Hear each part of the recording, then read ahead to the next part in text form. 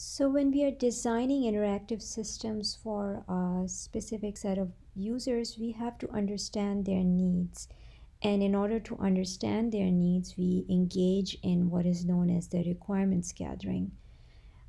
So let's review what requirements gathering is and try to understand in depth one of the requirements gathering technique that is called fieldwork.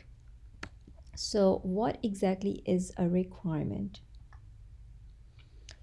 So a requirement is something that a product must do or a quality that a product must have in order to help the user achieve their goal. Okay, so a requirement is going to reflect the need of the user and it's going to be reflected as a feature in the system. There are two kinds of requirements, a functional requirement and a non-functional requirement. A functional requirement is a feature or a quality of the product that is absolutely essential, and without it, the system won't be able to help the users do their tasks. And a non-functional requirement is just something, a specification or a property of a functional requirement. So while a functional requirement describes what a product must do, a non-functional requirement describes how a functional requirement is supposed to be implemented. So let's look at an example.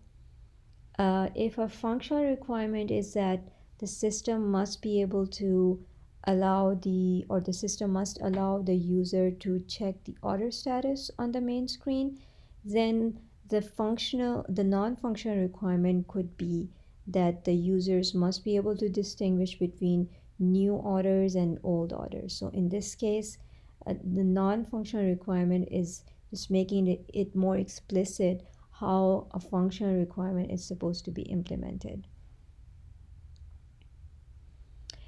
So understanding requirements is really important because one of the problems with the designers is that when they're designing interactive products, they start designing systems for themselves. They don't think about their users, they don't talk to their users, they don't try to find out what their problems and needs are and what their users' capabilities and limitations are. So it's very important to understand user's perspective of the problem and try to gather the requirements, the functionality of the system based on what the users are, how the users are thinking about the problem. So that's where the requirements getting becomes really important. There are several different kinds of requirements gathering techniques. So there are interviews where you actually engage in a conversation with the user, working with groups where you either do an interview with a group or you engage in some activity with a group. And then there are questionnaires.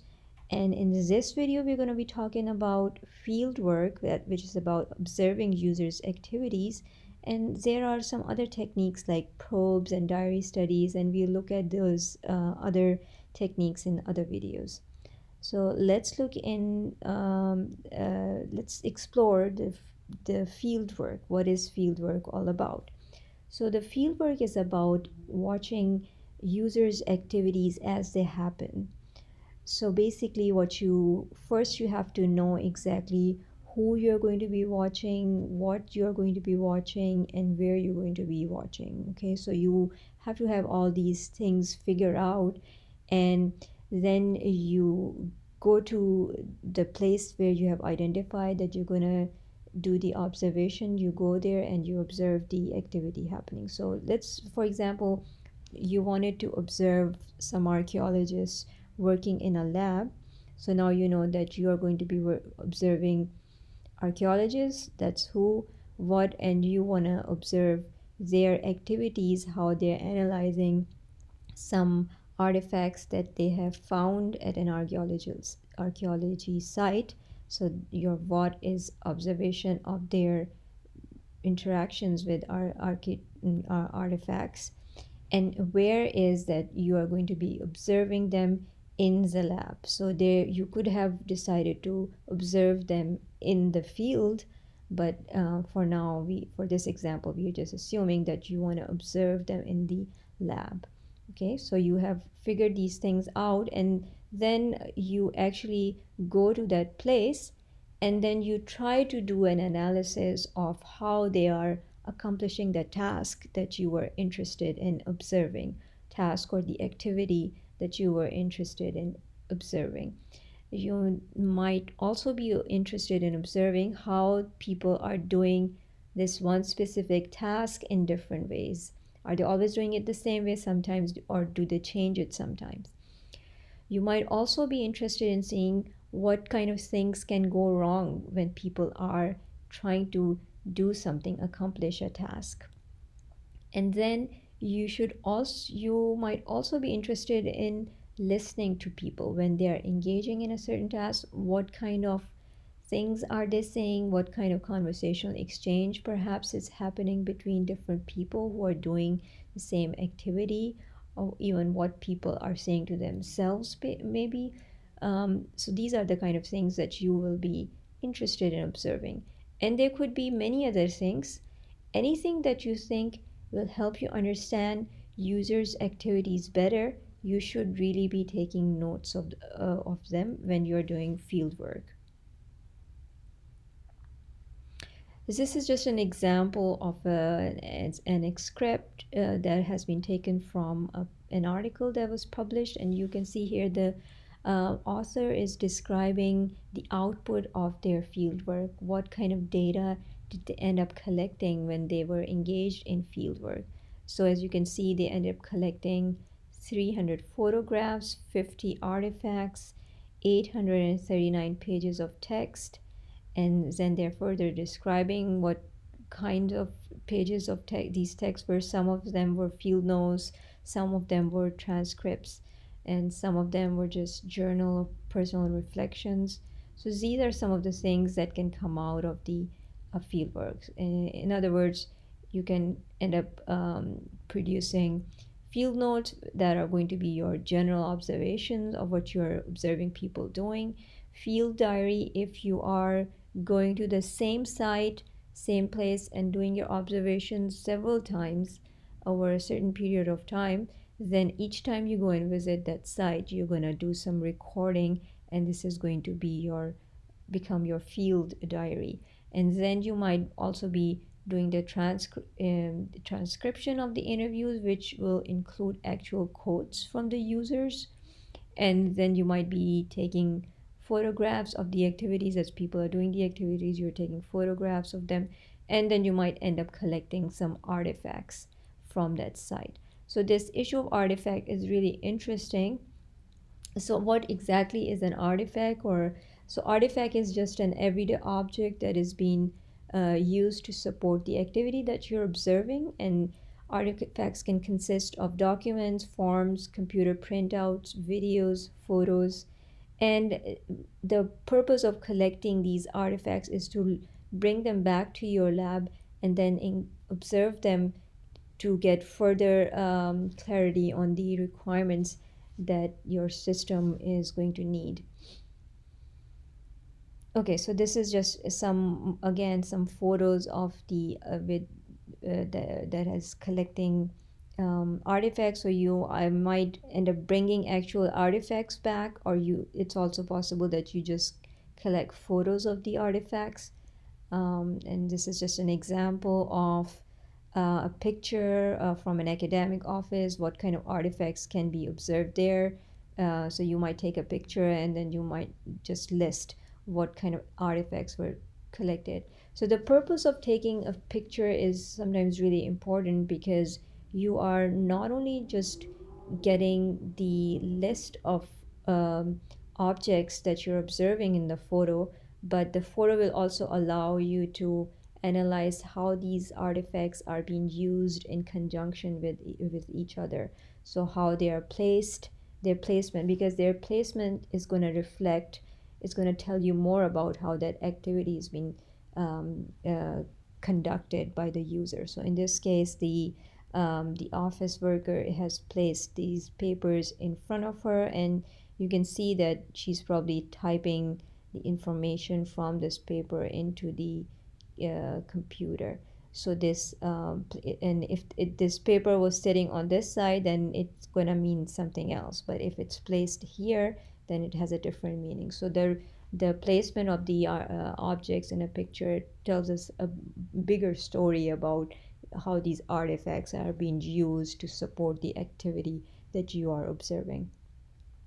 Okay, so the we end up collecting a lot of useful information from the artifact, from the fieldwork data. So usually things that we are just not able to collect from other data collection methods, such as interviews and focus groups and questionnaires. Um, and then we are also going to be getting an understanding of a lot of things that people don't really talk about in interviews, because they just feel that it's trivial, it's unimportant, nobody's going to be interested about this detail. But the users cannot tell you like this is important. You will be able to identify as a designer that this detail is important. So the fieldwork will help you get hold of that information. Um, but one limitation of some limitations of fieldwork is that one big limitation is that if you are just relying on the photos and the um, videos, then you might not end up getting the um, actual what the user is, the actual activities of the users. I mean, if you don't have photos and videos, if you're just noting it down, you might not get the detail of how a certain activity is being executed. And then you can also, unless and until you ask the user about how they're feeling, you can't really, just by observing them, you might not understand what kind of experience are they having while doing that activity. So, for example, you might be observing some people digging land, and you just see them as digging land, and you can't really tell whether what their personal experiences are with respect to digging, unless and until you ask them, and that information can have implications. So this information can also be lost, and if you do end up losing that information, then your um, the alternative to getting that information is that you experiencing it yourself, and through your experience you kind of like extract what kind of experience the other person was having while doing the same activity. Okay, there are some variations of fieldwork. So you can do fieldwork as pure observation, where you are just kind of looking at the activity from an outsider's perspective, or you just observing what people are doing. Or you can also become like an active participant, where you start doing the activity yourself. You become part of the environment and experience the activity yourself. Okay, and then the kind of data that you're collecting can also range from being very thin observation, where you're just kind of collecting all the superficial information. You just go there and you take a lot of pictures, and you just, and you just make some notes. You don't, but if you can also end up collecting very thick observation, where you're not just observing what people are doing, but you actually go and ask them questions, how they're feeling, what kind of variations can happen, what kind of challenges do they face, that can give you a better understanding of the problem. So here's just an example of a thin observation, where you can see the author is just kind of describing what the person that he was observing doing, without really telling us what's going on. It's just the golfer, he's going back and forth, and he's picking up the ball and putting it over there, and just we have no idea what is he doing, why is he doing all these things. And then this is an example of a thick observation, where the observer actually kind of try to find out from the golfer why they are doing something, and then they are kind of, as they are writing down this observation, they're also describing why certain action is taking place.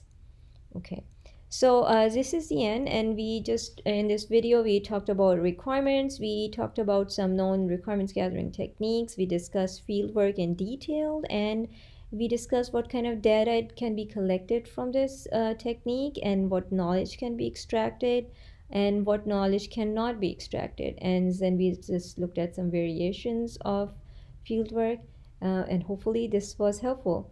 Thank you so much for listening.